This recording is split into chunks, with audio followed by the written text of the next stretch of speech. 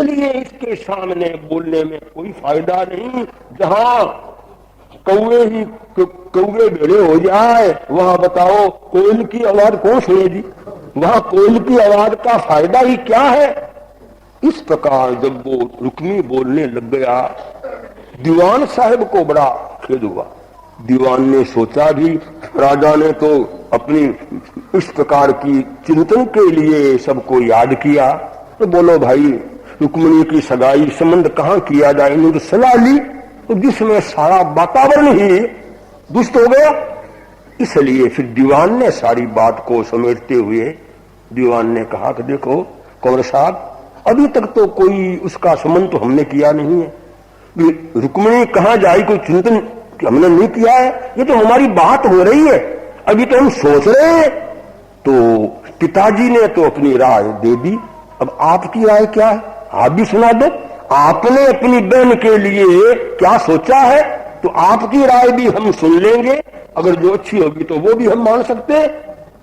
ऐसे दीवान ने बात को फिर शांत करने के लिए दीवान ने ऐसे कहा, तब वो बोलता है, योग्य मुझे लगता है शिशुपाल रुक्मिणी के खातिर, शिशुपाल रुक्मिणी के खातिर, योग्य मुझे लगता है शिशुपाल रुक्मिणी के खातिर, शिशुपाल रुक्मिणी है कुलीन चंदेरीश्वर, बल वैभव का क्या कहना, बल वैभव का क्या कहना, आज्ञाधीन नृपति लवती, उत्तम रहना सहना, हे जी उत्तम रहना सहना, योग्य मुझे लगता है शिशुपाल रुक्मिणी के खातिर, शिशुपाल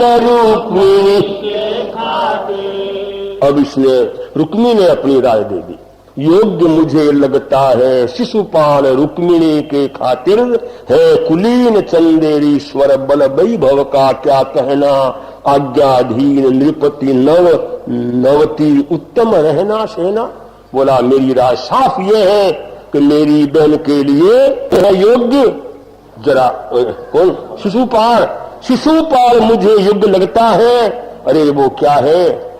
चंदेरी के मालिक, बड़े खानदानी, कुल उनका बड़ा ऊंचा, और क्या उनके पास संपत्ति है, वैभव क्या है, 99 राजा उसके अधीन है, 99 राजाओं का वो क्या है, मालिक है, छत्रपति है वो तो।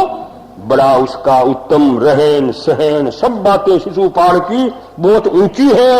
इसके सिवाय जरासंध के घर में भी जो सम्मानित है भारी, यदि सम्मानित है भारी, जरासंध के घर में भी जो सम्मानित है भारी, यदि सम्मानित है भारी, वरिष्ठ संबंध बढ़ेगी इज्जत खूब हमारी, है जी इज्जत खूब हमारी, योग्य मुझे लगता है शिशुपाल रुक्मिणी के खातिर, शिशुपाल रुक्मिणी के खातिर, योग्य मुझे लगता है शिशुपाल रुक्मिणी के खातिर, शिशुपाल रुक्मिणी के खातिर। जरासंध के घर में भी जो सम्मानित है भारी,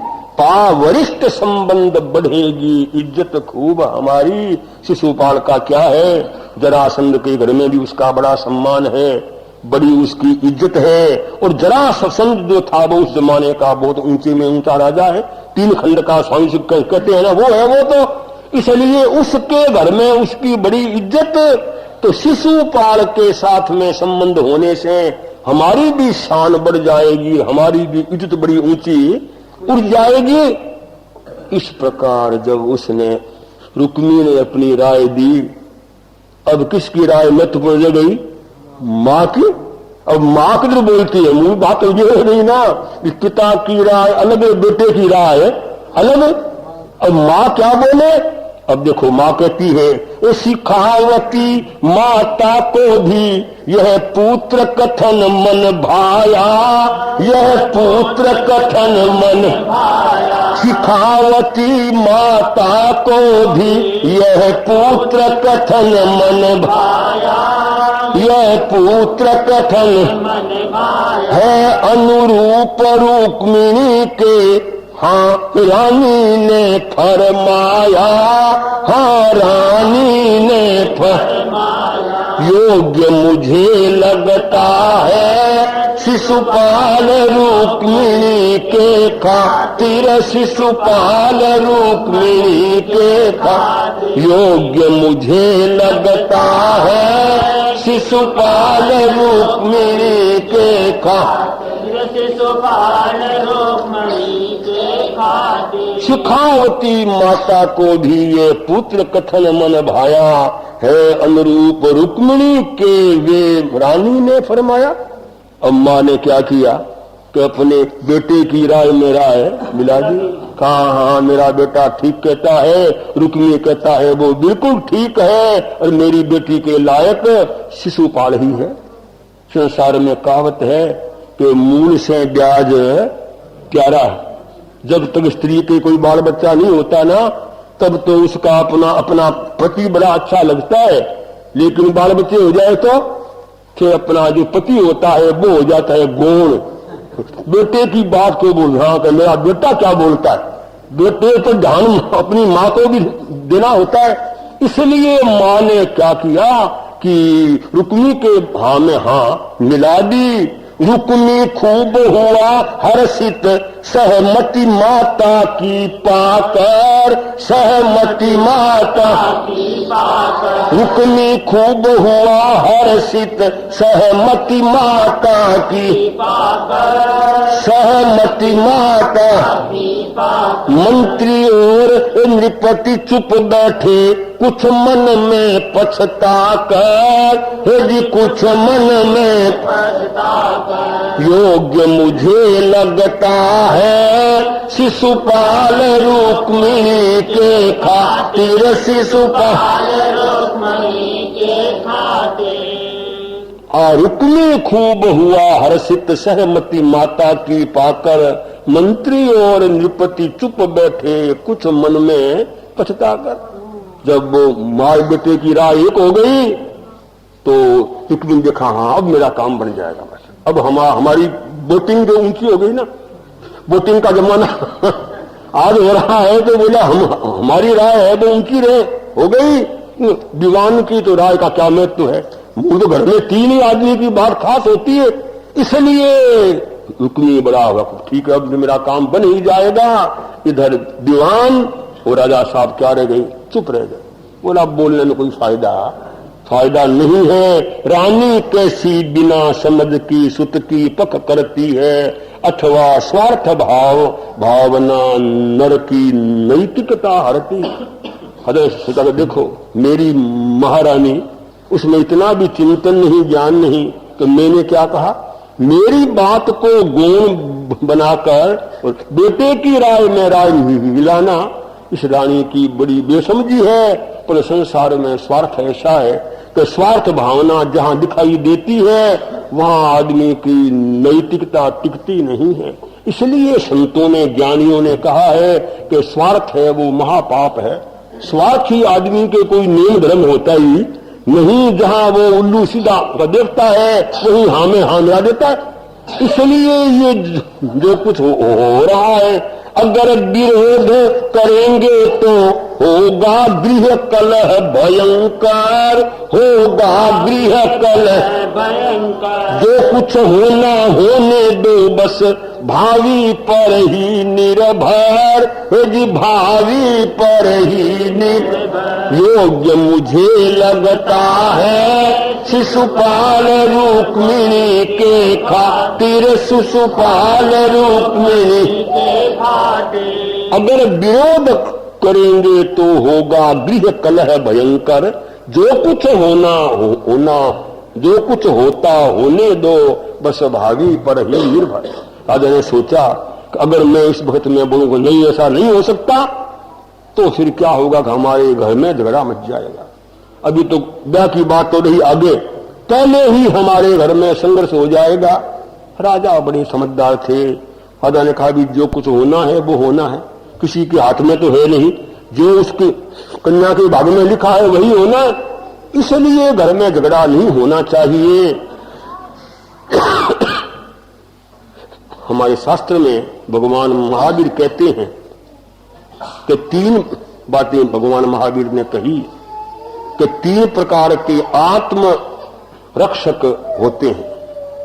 अब उनमें सबसे पहली बात क्या है?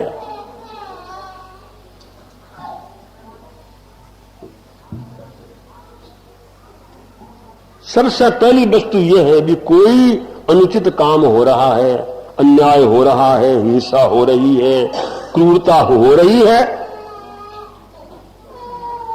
कोई ऐसा काम हो रहा है, तो पहला हमारा काम क्या है? उसको हम ज्ञान दें, समझाएं, बोध दें, ये ठीक नहीं है, ऐसा नहीं करना चाहिए, ये उचित नहीं है। अगर वो समझाने से नहीं समझता हो तो क्या हो जाओ? मौन। बहुत फायदा है। अगर कोई आदमी अन्याय के प्रति समझाते हुए भी नहीं समझता तो आप मौन रह जाओ। अगर स्थिति ऐसी हो आप मौन भी नहीं वहां रह सकते तो महावीर कहते हैं उठिया एवा आया एगंतमो कमिज्जा, आपको वहां से कहाँ ले जाओ? एकांत में चले जाओ, ऐसे वातावरण में रहो ही मत। तो ये एक स्थिति है संसार में, बहुत दफा होती है। मैं विस्ताश्रमियों के घर में ऐसी बातें होती रहती है कि जहां माने हो जाता है भेद, जो झगड़ा पड़ जाता है, तो उसमें समझदारी यही है कि समझे तो समझाओ, वरना मौन रह जाओ। देखो जो कुछ होता है वो होने दो।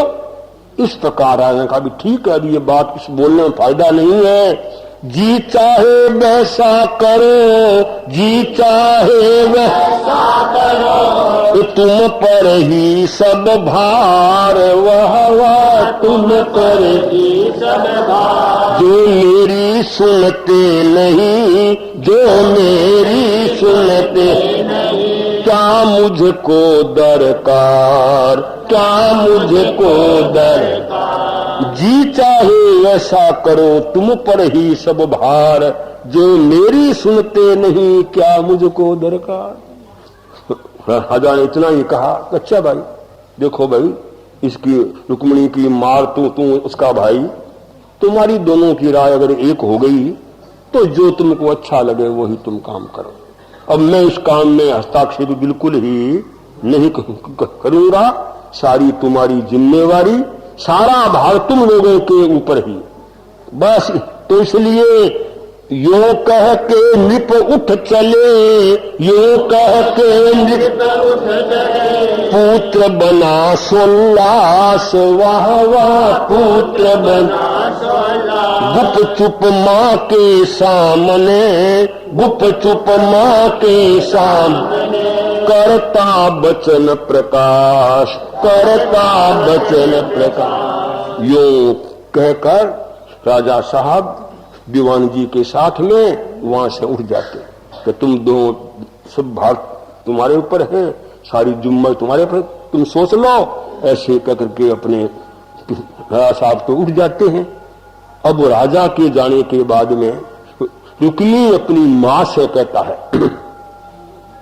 माता तात तटस्थ बने हैं, माता तात तटस्थ बने हैं, अपने से आश्वस्त बने हैं, अपने से आश्वस्त बने।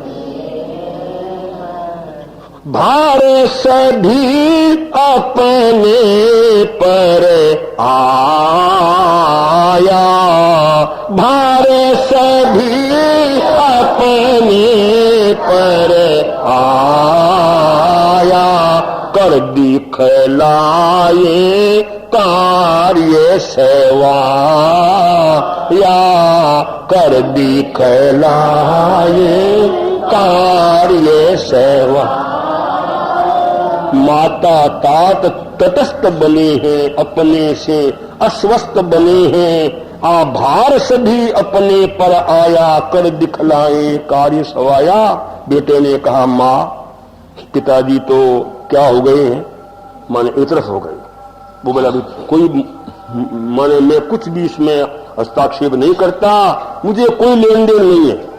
माने वो तो उदासीन होकर के बैठ गए और मैं जानता हूं कि उनको ये बात अच्छी तो नहीं लगी, इसलिए वो यहां से तो उठ गए हैं। अब सारी जिम्मेवारी सारा भार अपने पर आ गया है। इसलिए लंबा नान समय का अच्छा किया कार्य कहलाता सच्चा। शुभ में सो बाधाएं आती जाकर कड़ी कहीं जुड़ जाती। इसलिए माँ अब देर नहीं करनी चाहिए। लंबा ना समय को लंबा करना ठीक नहीं है। जल्दी काम हो जाए, फौरन जो हो वो हो जाए। संसार में कहावत है कि शुभ से शीघ्रम, शुभ काम में देरी नहीं करना।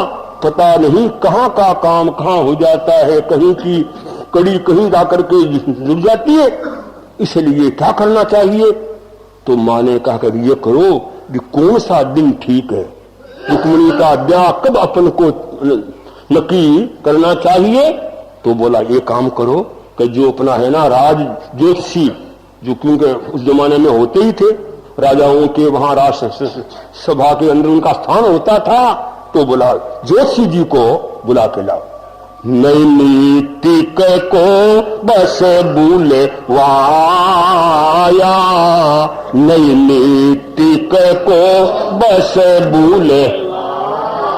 ये लग्न दिवस का प्रश्न उठाया, लग्न दिवस का प्रश्न। देख कुंडली योग मिलाया,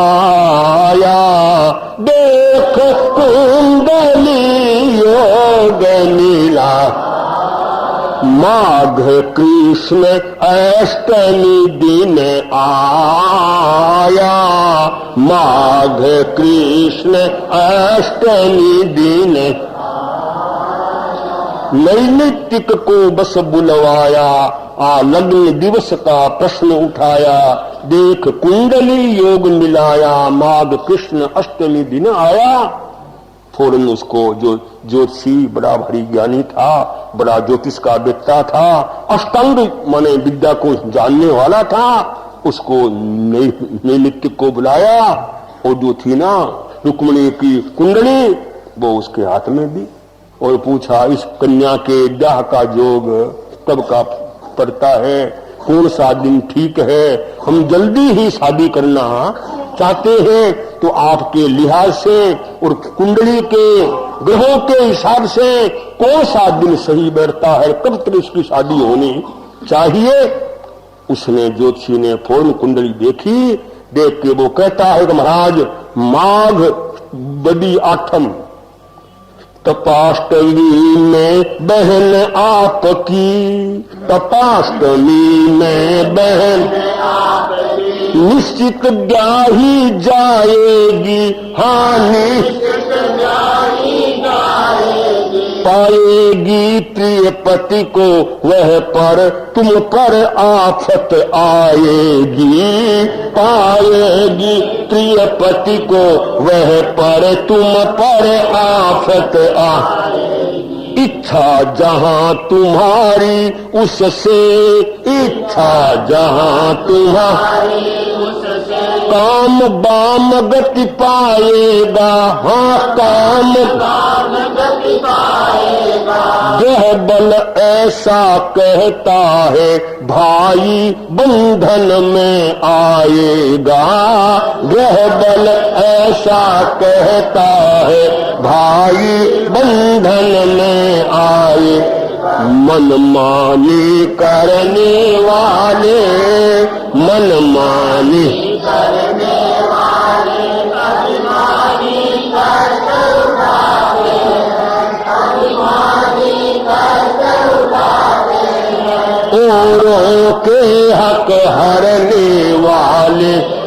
आखिर मुंह की खाते हैं और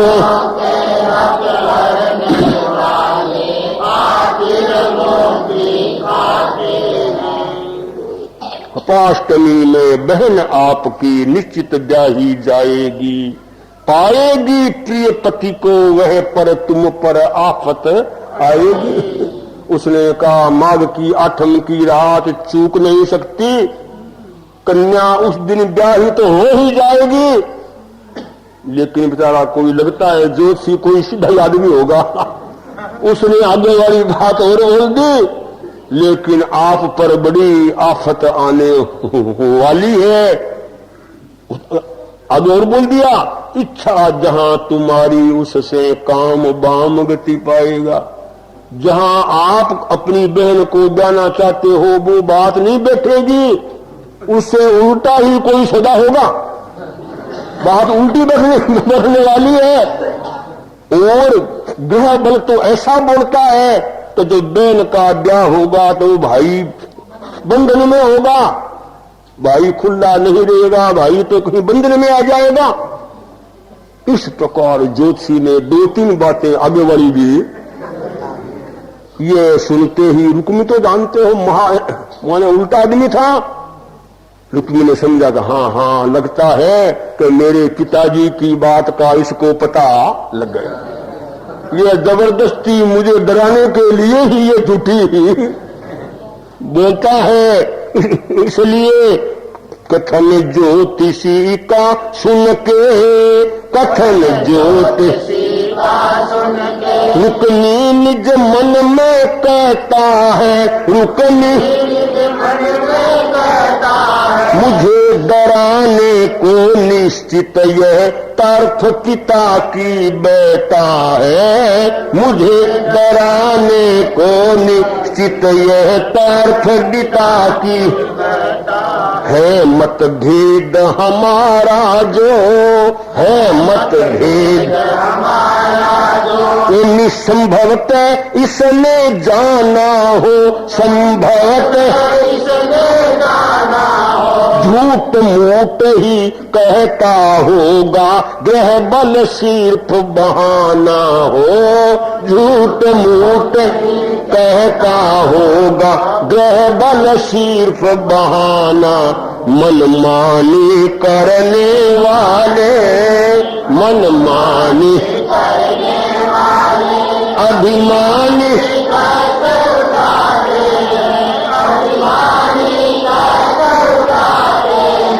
औरों के हक हरने वाले की खाते हैं, और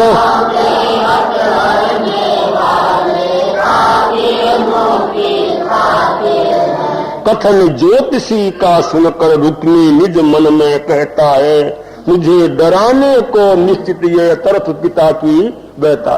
रुक्मी ने कहा हाँ मुझे पता लग गया है, और मेरे पिताजी की तो क्या लगी अंदर में, कोई शय लगती है, और मुझे डराने के लिए कहता है। आप सोचते हो वो काम नहीं होगा, और भाई बंधन में कहाई का बंधन में आ जाएगा, मैं सब समझता हूँ। इस प्रकार वो रुक्मी सोचता है। अब देखो सगाई कैसे होती है, वो बात अब आज तो आएगी नहीं, वो तो अभी ही अब आज तो समय हो रहा है। आज अब यहां तक की बात याद रखें कि ज्योतिषी के साथ में ये बात हो रही है, और कैसे रुक्मी सगाई का प्रबंध करता है, क्या सोचता है, वो वर्णन फिर कल सुनाया जाएगा।